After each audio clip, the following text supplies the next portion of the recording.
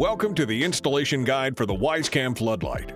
In just a few breezy steps, we'll have your floodlight installed, and you'll be protecting your home at night with bad guy banishing light that'll send thieves, wild animals, and vampires scurrying back to their hovels. But two things before we get started. First, check your local laws. If you install Wyze Cam Floodlight in an area where self-installation is illegal, it could be the beginning of a life of crime.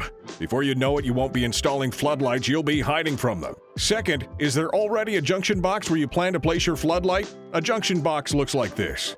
If you don't already have a junction box, you should probably stop here and hire an electrician to install one. There's no shame in seeking professional help, and the first step is admitting you can't do it alone. Electricians are standing by, ready to help carry the load. Not just the emotional load, but the 20-amp load. We at Wyze believe in empowering people, but not to the point of electrocution. But hey, assuming you do have a junction box, let's get nuts and start pressing wires together. Begin by checking the Wi-Fi signal at the place you want to install your floodlight. You can do it directly in the Wyze app to ensure good connection.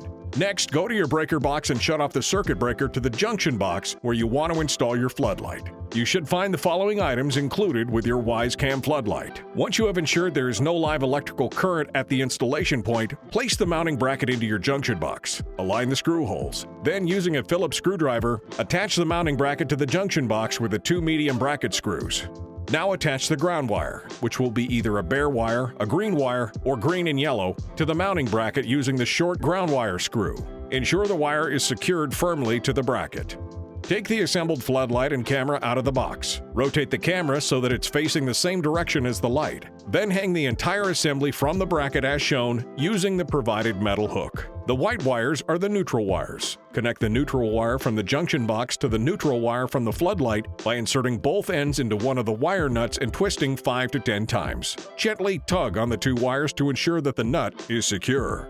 The black wires are the hot wires. Connect the two hot wires in the same way by once again inserting both ends into the remaining wire nut and twisting 5 to 10 times. Take a moment to ensure that no copper wire is left exposed from either the black or white wires, then gently press the wires back inside the junction box behind the bracket. It's important to ensure that the junction wires do not end up pinched between the floodlight and the bracket. Place the floodlight assembly over the bracket with the lights above and the camera below. Fix it to the bracket with your screwdriver using the long floodlight screw.